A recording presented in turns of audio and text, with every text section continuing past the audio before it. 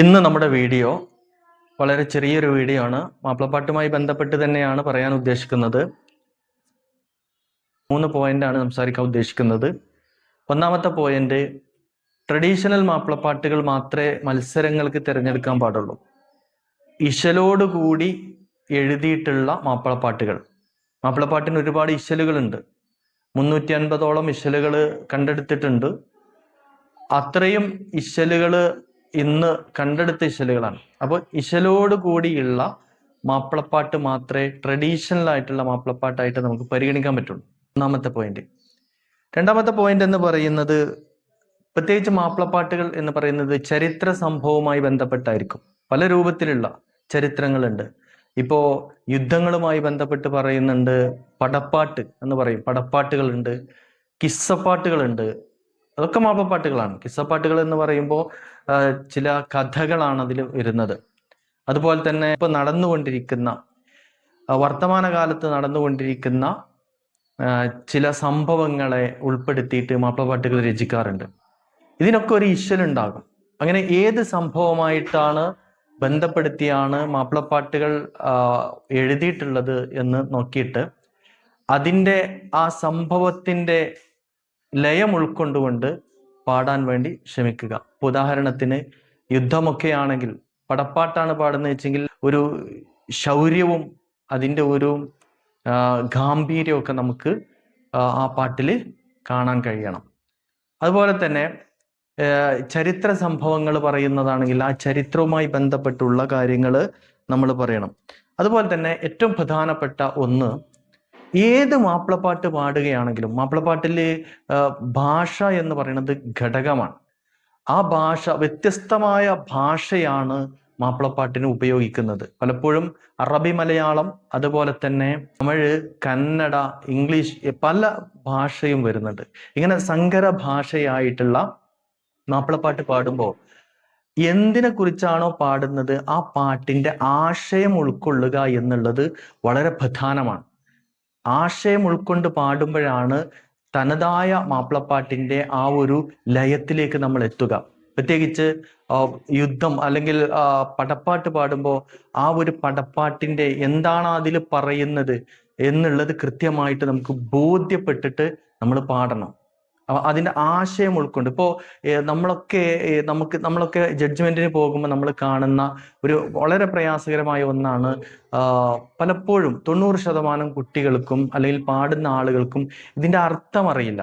നമ്മൾ എവിടെ നിന്നെങ്കിൽ യൂട്യൂബിൽ നിന്നോ ഒക്കെ എടുത്തിട്ട് പാടുന്ന, അല്ലെങ്കിൽ അതിന്റെ വരികൾ എഴുതി പാടുന്ന പാട്ടുകളായിരിക്കും. എന്താണ് അതിൽ പറയുന്നത് എന്നുള്ളത് നമുക്ക് ഒരുപക്ഷെ ഈ പാടുന്ന ആൾക്ക് അറിയില്ല. അതുകൊണ്ട് തന്നെ വ്യത്യസ്തമായി ഇപ്പോൾ ഗസയിലൊക്കെ അനുഭവങ്ങൾ വിശദീകരിച്ച് പാടുന്ന നല്ല മാപ്പിളപ്പാട്ടുകളുണ്ട്.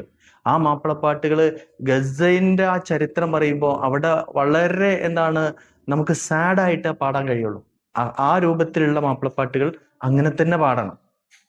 അപ്പൊ അതിൻ്റെ ഏത് മാപ്പിളപ്പാട്ടാണെങ്കിലും ആ മാപ്പിളപ്പാട്ടിന്റെ ആശയം ഉൾക്കൊള്ളുക എന്നുള്ളത് വളരെ പ്രധാനമാണ്. എങ്കിലേ ആ പാട്ട് നമുക്ക് ലയിച്ച് പാടാൻ കഴിയുള്ളൂ. ആ പാട്ടിലെ അതിൻ്റെ താളം കൃത്യമായിട്ട് വരുള്ളൂ.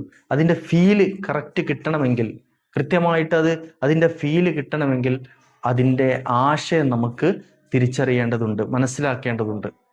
അങ്ങനെ ഒരുപാട് പാട്ടുകൾ. ഇപ്പോൾ ബദർ യുദ്ധം എന്ന് പറയുന്ന ആ യുദ്ധചരിത്രം നമ്മൾ പറയുമ്പോൾ ആ യുദ്ധചരിത്രത്തിൽ 2 ഭാഗങ്ങളുണ്ട്. അതിൽ ഒന്നാമത്തെ നമുക്ക് ചരിത്രം പറയാൻ പറ്റുന്നത് എന്താണ്, യോദ്ധാക്കളായ ആളുകളുടെ ധൈര്യവും അവരുടെ ശൂരതയും ഒക്കെ നമുക്കതിൽ വളരെ ഗാംഭീര്യമായിട്ട് അവതരിപ്പിക്കാൻ കഴിയും. എന്നാൽ അതേപോലെ തന്നെ ഇപ്പുറത്ത് ആളുകൾ മരണപ്പെട്ട് കിടക്കുന്നതാണ് അവതരിപ്പിക്കുന്നത് എങ്കിൽ അതിനെ വളരെ സാഡായിട്ടാണ് അവതരിപ്പിക്കേണ്ടത്. അപ്പൊ കൃത്യമായിട്ടും അതിൻ്റെ ആശയം ഉൾക്കൊണ്ടുകൊണ്ട്, ഏതൊരു മാപ്പിളപ്പാട്ടിൻ്റെയും ആശയം ഉൾക്കൊണ്ടുകൊണ്ട് പാടുക എന്നുള്ളതാണ്. അതുപോലെ തന്നെ വളരെ പ്രധാനപ്പെട്ട മറ്റൊന്നാണ്, എല്ലാ പാട്ടുകളിലും നമുക്ക് കാണാൻ സാധിക്കും പല്ലവി, അനുപല്ലവി, അതുപോലെ തന്നെ ചരണം, അനുചരണം, ഇങ്ങനെയുള്ള ഒരുപാട് ഭാഗങ്ങൾ കാണും.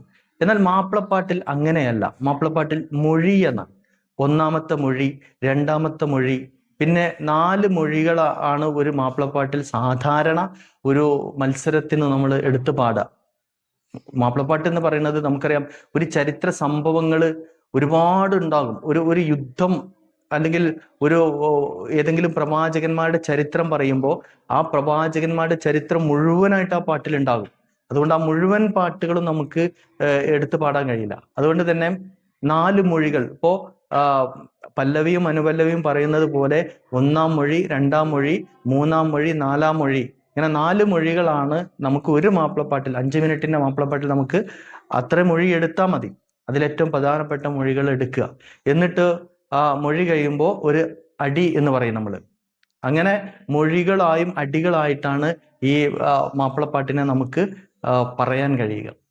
ഇങ്ങനെ മാപ്പിളപ്പാട്ടിലെ ഈ മൊഴികളെ ഉൾക്കൊണ്ടുകൊണ്ട് നമ്മൾ പാടുമ്പോൾ, പല്ലവി പാടാൻ പറയുമ്പോൾ അതിൻ്റെ 1-ാമത്തെ മൊഴിയാണ് പാടുക. പിന്നെ അനുപല്ലവി പാടാൻ പറയുമ്പോൾ 2-ാമത്തെ മൊഴിയാണ് പാടുക. അപ്പൊ ഈ മൊഴികളെയും അടികളെയും നമ്മൾ വേർതിരിച്ച് മനസ്സിലാക്കി 4 മൊഴിയെങ്കിലും മാപ്പിളപ്പാട്ടിൽ ഉണ്ടാകണം എന്നുള്ളതാണ് ഈ മത്സരങ്ങൾക്ക് വേണ്ട മാപ്പിളപ്പാട്ടിന്റെ പ്രത്യേകത. അപ്പൊ 3 കാര്യങ്ങളാണ് പറഞ്ഞത്.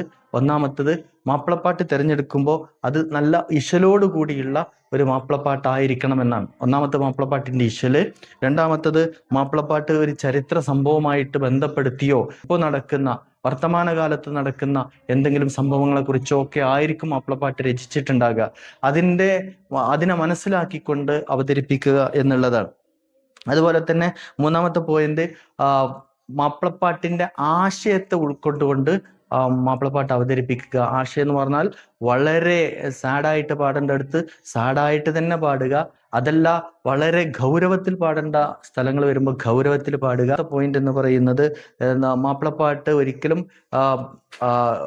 പല്ലവി അനുപല്ലവി ചരണം എന്നുള്ള രൂപത്തിൽ അല്ല പറയേണ്ടത്, മറിച്ച് അത് മൊഴികളായി അടികളായാണ് പറയേണ്ടത്.